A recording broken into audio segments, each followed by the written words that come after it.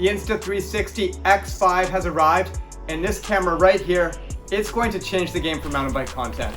Let's find out why.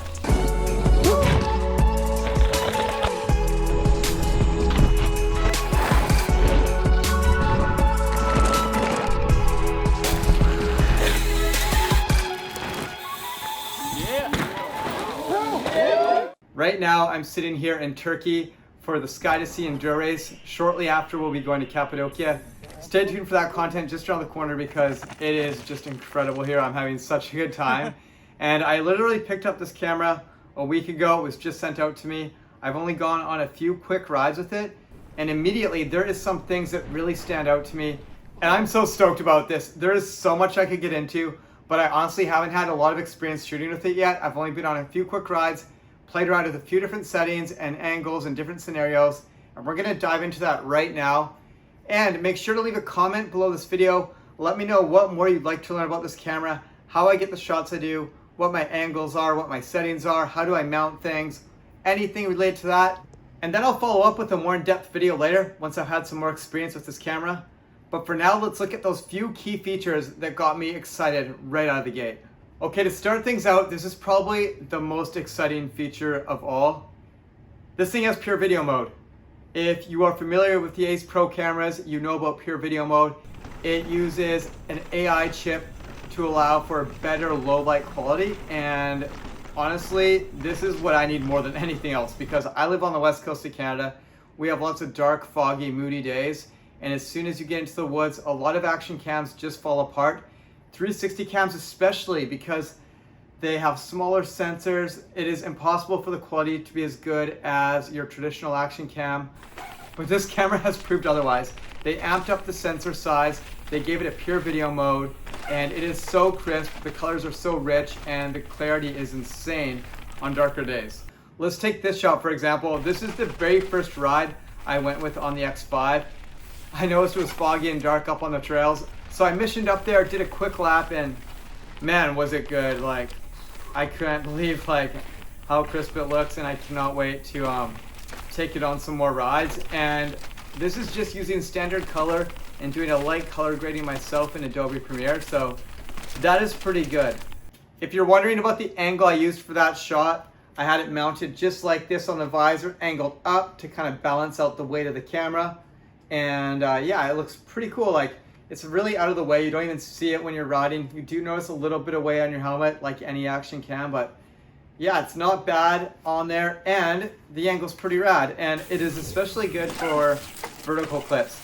So I was at the Mega Line the other day, and I have a video coming out in a few days, so stay tuned for that because that was a wild session. I'm not going to reveal the entire clip here, but I shot that as well using pure video mode, using that exact same mount, and I was able to frame it up as both a horizontal and a vertical frame. One thing you probably noticed there is the stability, the color, and the crispness was super good. You wouldn't even know that was shot on a 360 camera aside from the field of view being wider and a little more distorted. Okay, the second thing this camera has that has me so excited is they have upgraded the software. The Insta360 Studio has more powerful features now, and they have always had the direction lock feature, but for some reason the newest update on the newest camera here is better than ever. Before, direction lock would work very well, but it wasn't perfect. You would have to make more keyframes to have it follow the trail perfectly. But now I'm only making one keyframe and just letting it go, and there is very minimal post-production work on my end to get it so it's working its way through the turns perfectly, looking ahead on the trail. And I'm not making a whole bunch of frames to get my 360 footage looking like just normal footage, and that is so good. It saves me a lot of time, and it is so flowy and stable. The flow state stabilization just looks like you're floating along the trail. There is like no bumps at all. And that's pretty cool too. Like, it just makes it so pleasurable to watch and smooth and flowy. I did this shot in post-production using only that one single keyframe.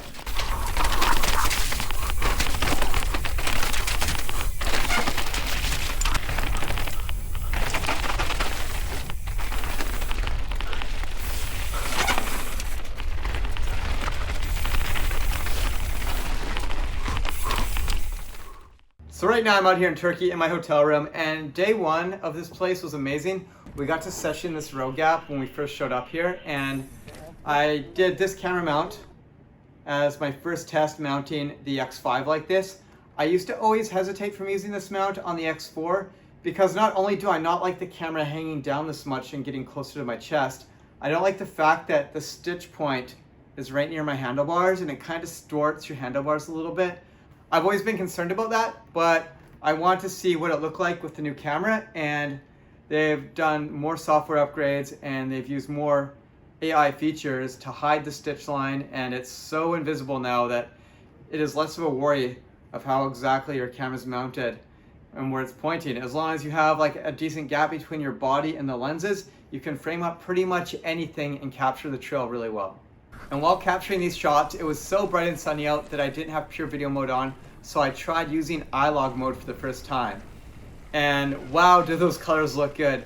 iLog allows you more flexibility in post-production, so when you look at the footage on the screen of your camera or through your phone app, it looks very washed out and bland, but then you have more adjustability and tunability for the colors. You can make it so your footage goes from looking like this to this. And that was just a couple minutes of playing around again in my editing software using a Rec 709 LUT, then making some tweaks and matching the vibe of how I like to color grade my footage. So yeah, amazing colors out of this camera no matter what settings you have it in. Also, if you're more of a beginner when it comes to cameras and colors, you can check out all the presets that come in the Insta360 Studio app. There is a ton of options and features there. And I'm gonna leave the video at that for now. I'm gonna keep this short and tight because I don't have a ton of footage for you guys yet, and I want to keep this video nice and interesting and to the point. Big thanks to Insta360 for partnering with me and making my job as epic as possible. And thank you to you guys for watching these videos and supporting me and the channel. That's a wrap for the video. Thanks again, and I'll see you later. Peace out.